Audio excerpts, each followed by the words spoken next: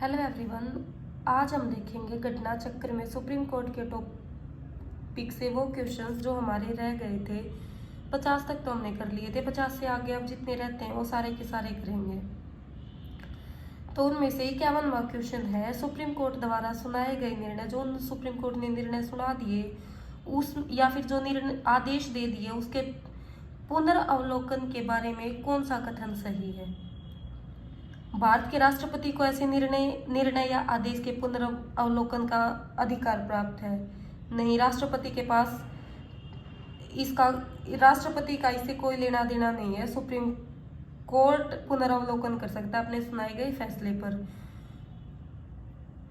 Supreme court को अपने द्वारा सुनाए गए निर्णय पर पुनर्वलोकन करने की शक्ति प्राप्त है। हाँ, सिर्फ सुप्रीम कोर्ट को ही पुनर्वलोकन करने की शक्ति प्राप्त है। सुप्रीम कोर्ट को, हाई कोर्ट को, मतलब दोनों को है, कोर्ट को ही इसकी शक्ति प्राप्त है। तो इसका आंसर हो जाएगा बी। ये यूपी पीसीएस मेंस 2011 में पूछा गया है। अब बात करते हैं अगले क्वेश्चन की। भारत के सर्वोच्च न्यायालय के निर्णय के संबंध में निम्न में से क्या सही है। जो सुप्रीम कोर्ट अपने निर्णय सुनाता है उसमें से कौन सा सही है कथन। सर्वोच्च न्यायालय को अपने निर्णय को परिवर्तित करने का अधिकार है। हाँ बिल्कुल, आर्टिकल 137 के तहत सर्वोच्च न्यायालय अपने द्वारा सुनाए गए फैसले का पुनरावलोकन करके उसको बदल सकता है। तो इसका आंसर ए हो जाएगा। अब बात करते हैं अगले क्वेश्चन की। भारत के विकास के संदर्भ में निम्न सामान्य विधियों में अंतर्विष्ट प्रतिषेध अथवा निर्बंधन अथवा उपबंध अनुच्छेद 142 के अधीन संवैधानिक शक्तियों का प्रतिषेध एवं निर्बंधन की तरह कार्य नहीं कर सकते। इसमें से इसका कौन सा अर्थ हो सकता है। आर्टिकल 142 ये कहता है कि जब सुप्रीम कोर्ट अपनी शक्तियों का प्रयोग करता है तो उस समय वो संसद ने जो कानून बनाए हैं उनको मानने के लिए या फिर उनके लिए बाध्यकारी नहीं होता। ये आर्टिकल 142 कहता है। अब चलते हैं अगले क्वेश्चन पे। भारत में न्यायिक पुनरीक्षण का क्या अर्थ है। न्यायिक पुनरीक्षण का अर्थ पूछ रहा है ये, तो क्वेश्चन देखते हैं। विधियों और कार्यपालिक आदेशों की संवैधानिकता के विषय में प्रख्यान करने पर न्यायपालिका का अधिकार। अगला है, विधानमंडलों द्वारा निर्मित विधियों के प्रज्ञान को प्रश्नगत करने का न्यायपालिका का अधिकार। विधानमंडलों ने जो विधि बना दी उसके ऊपर प्रज्ञान को प्रश्नगत करने का न्यायपालिका का अधिकार नहीं है। न्यायपालिका का सभी विधायी अधिनियमों के राष्ट्रपति द्वारा उन पर सहमति, इनका भी कोई वो नहीं है। जो एग्जीक्यूटिव ऑर्डर हैं उनसे रिलेटेड सुप्रीम कोर्ट न्यायिक पुनरीक्षण करेगा। जो भी एग्जीक्यूटिव असेंबली ने जो भी कानून बना दिए तो उनको देखेगा सुप्रीम कोर्ट की जो ये कानून बनाए गए हैं वो सही है या नहीं। तो इसका आंसर ए हो जाएगा, एग्जीक्यूटिव आदेशों को देखेगा। अब चलते हैं अगले क्वेश्चन पर। न्यायिक पुनर्वलोकन का अर्थ है, क्या मतलब है न्यायिक पुनर्वलोकन का। इसका मतलब है कि सुप्रीम कोर्ट जो भी कानून बनाए गए हैं उनको पुनर्विचार उनके ऊपर कर सकता है।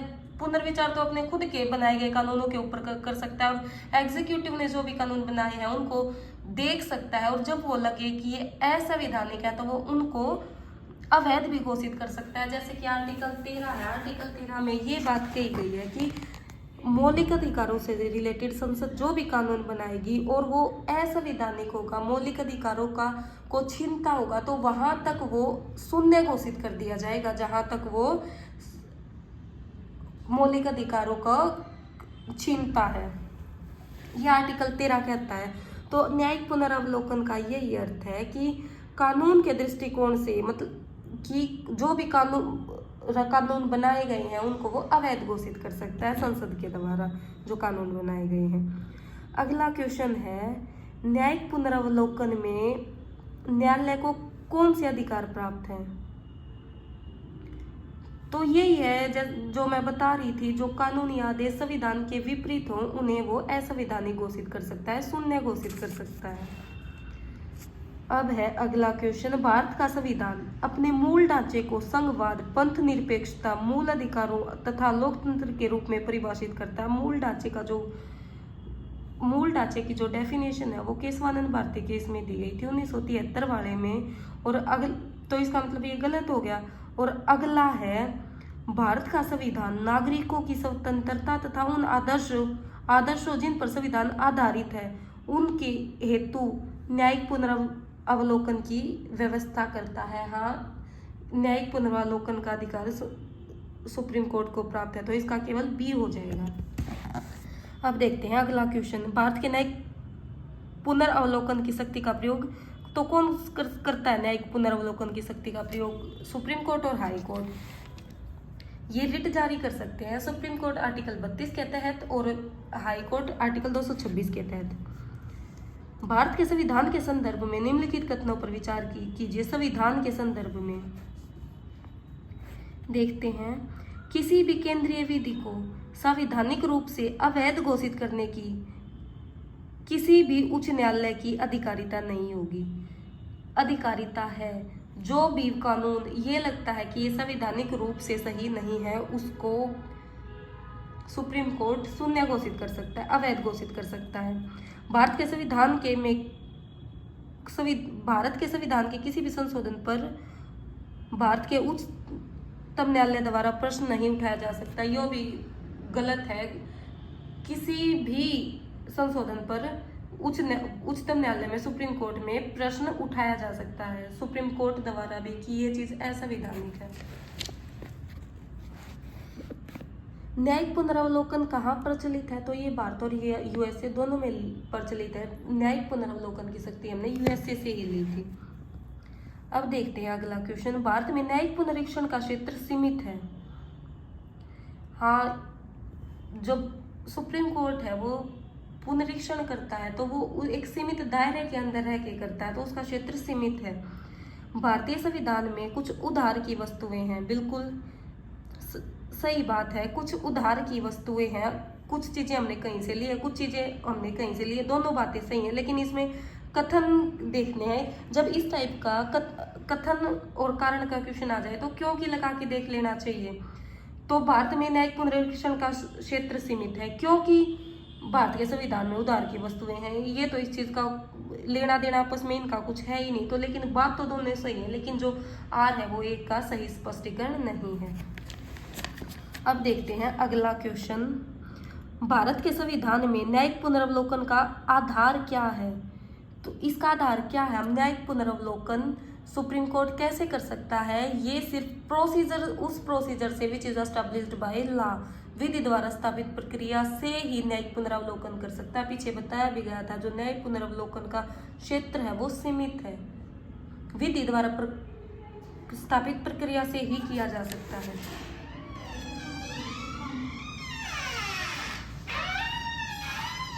अब देखते हैं अगला क्वेश्चन, कोई भी संविधान संशोधन कानून भारतीय सुप्रीम कोर्ट द्वारा असंवैधानिक घोषित किया जा सकता है।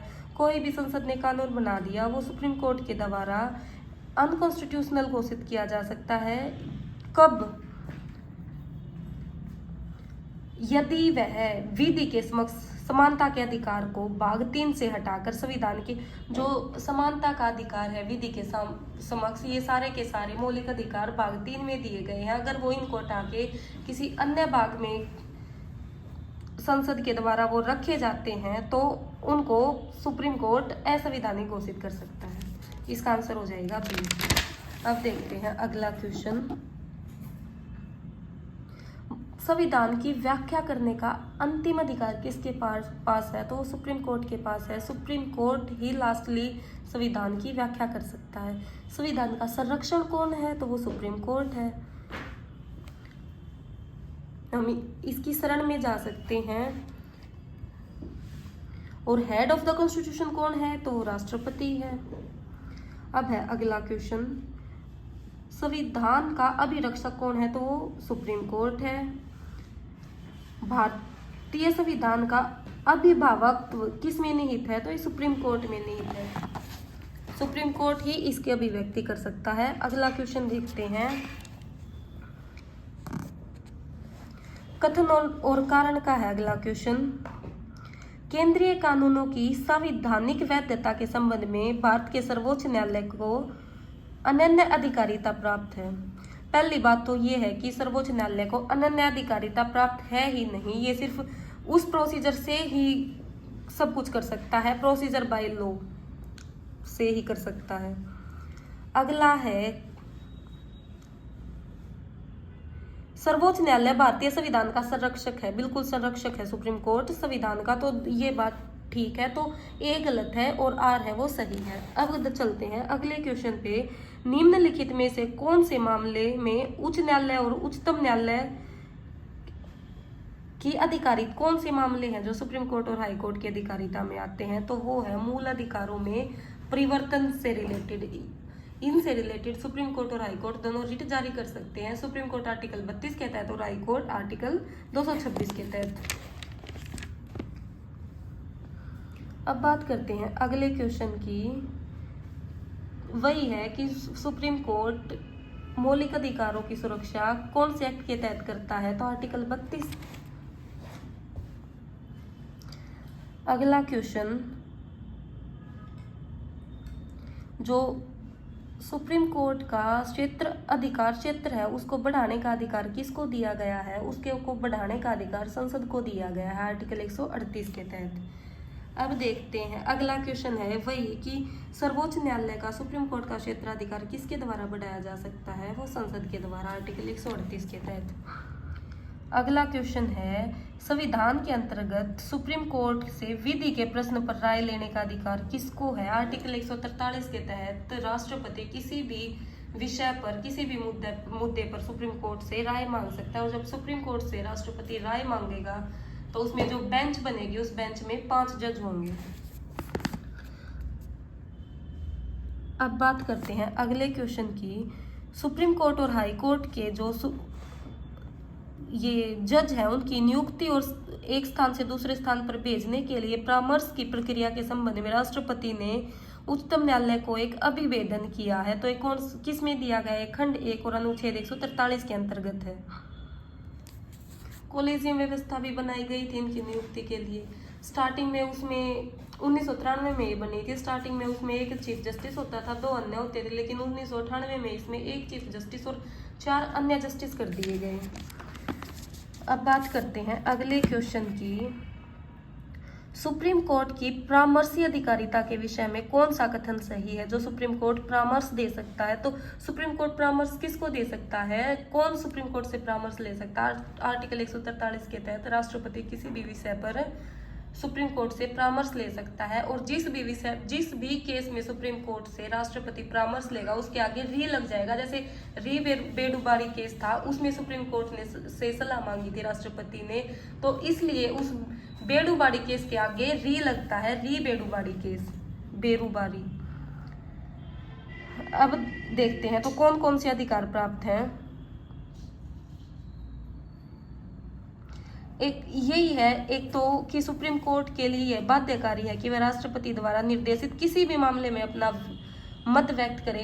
तो ये सुप्रीम कोर्ट के लिए बाध्यकारी नहीं है कि वो किसी भी मामले में अपना मत व्यक्त करे। वो सिर्फ 2 मामलों में अपना मत व्यक्त कर सकता है। तो संविधान से रिलेटेड जो कुछ होगा, और एक पहले से जो संधि हमने की हुई है उनसे रिलेटेड मत देने के लिए सुप्रीम कोर्ट बाध्य है, बाकी के लिए सुप्रीम कोर्ट बाध्य नहीं है।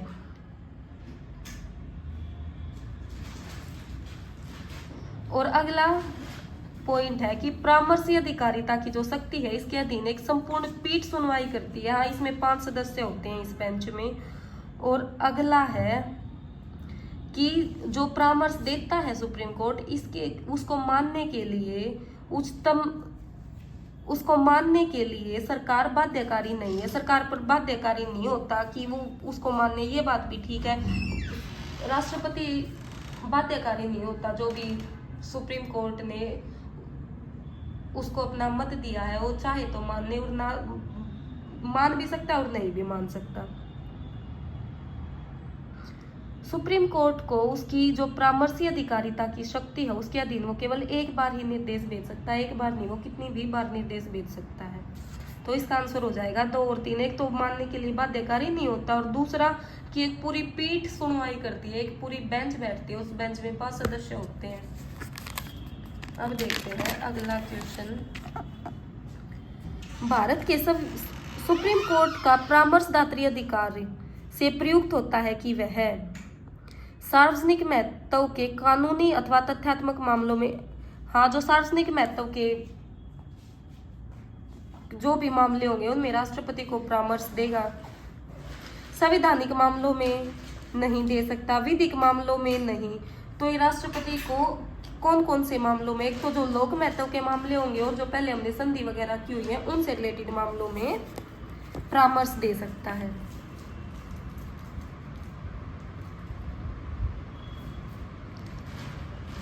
अगला, सुप्रीम कोर्ट राष्ट्रपति को कब परामर्श दे सकता है? जब वो परामर्श के लिए बोले, आर्टिकल 143 1 के तहत, क्लोज 1 के तहत। अगला क्वेश्चन है, भारत का सुप्रीम कोर्ट भारत के राष्ट्रपति को विधि अथवा तथ्यों के विषय पर सलाह देता है। कब देता है? जब वो मांगता है, तो इसका बी हो जाएगा। एक ये गुजरात विधानसभा का केस के चुनाव से रिलेटेड कुछ आया था 2002 में, तो इसमें सुप्रीम कोर्ट से राष्ट्रपति ने सलाह मांगी थी, राय जाननी थी। तो ये कौन से आर्टिकल के तहत जाननी थी? आर्टिकल 143 के तहत। अब आ गया कि मैं भारत के संविधान के प्रति सच्चा विश्वास और सच्ची निष्ठा रखूंगा, भारत की संप्रभुता और अखंडता को बनाए रखूंगा, अपने पद के कर्तव्यों का निर्वहन करूंगा। ये शपथ किसके द्वारा ली जाती है?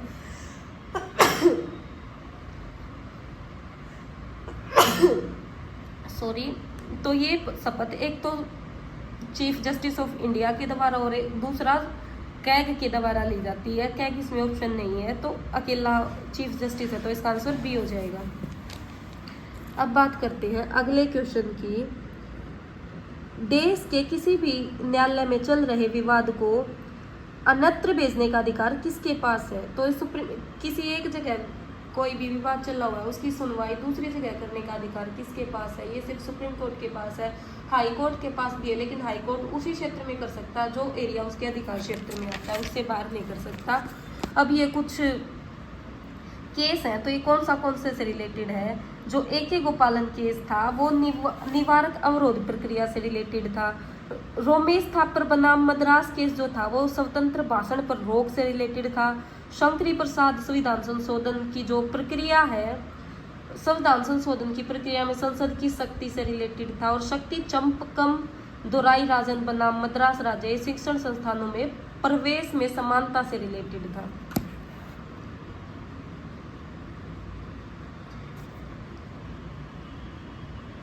अगले क्वेश्चन का मतलब कोई भी इन्होंने ना तो स्पष्ट आंसर दे रखा और ना ये आंसर की में दर्शाया गया था इस वाले में। तो इससे अगला क्वेश्चन देखते हैं। जो इंदिरा साहनी केस था वो किस से रिलेटेड था? ये इंदिरा साहनी केस 1992 में आया था और ये OBC को आरक्षण देने से रिलेटेड था। इसमें OBC को 27% आरक्षण दिया गया था और इसमें क्रीमी लेयर को आरक्षण की सीमा से बाहर कर दिया गया था। और इसमें ये भी कहा गया था कि आर्टिकल 15 के क्लोज 4 और आर्टिकल 16 के क्लोज 4 के तहत आरक्षण की सीमा 50% से अधिक नहीं होगी। 50% सीटें जनरल के लिए रिजर्व होंगी।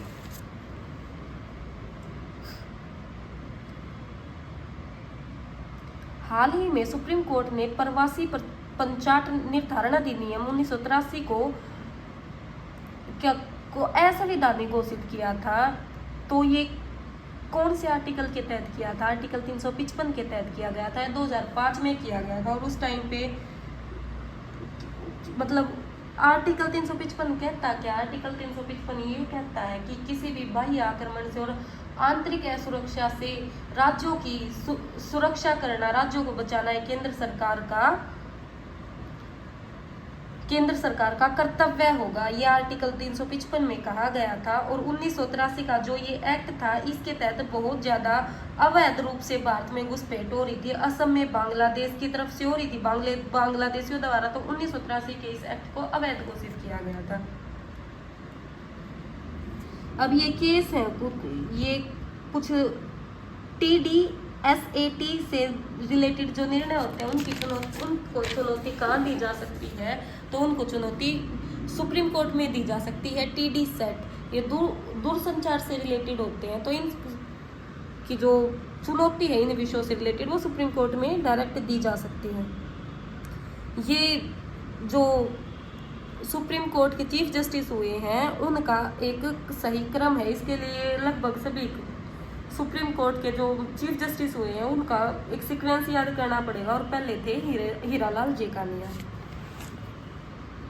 अगला है कि इनमें से कौन सी चौथी महिला जज है जो अप्रैल 2010 में सुप्रीम कोर्ट में नियुक्त की गई, तो वो थी जस्टिस ज्ञान सुधा मिश्रा। आज के समय जो सुप्रीम कोर्ट में महिला काम कर रही है तो वो कितनी है, वो 11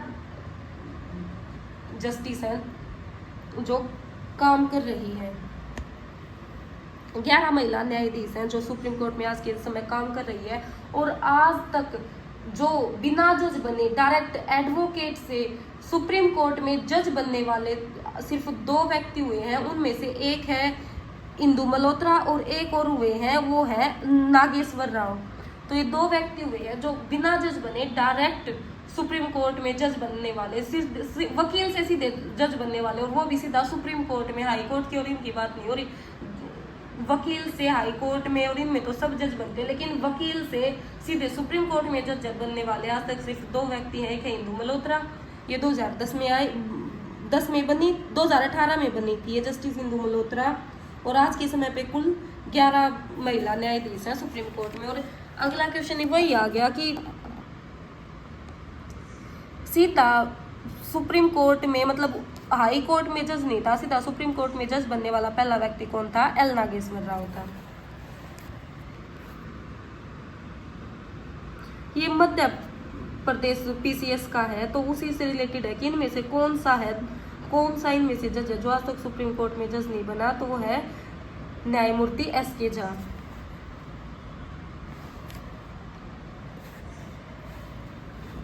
अगला क्वेश्चन है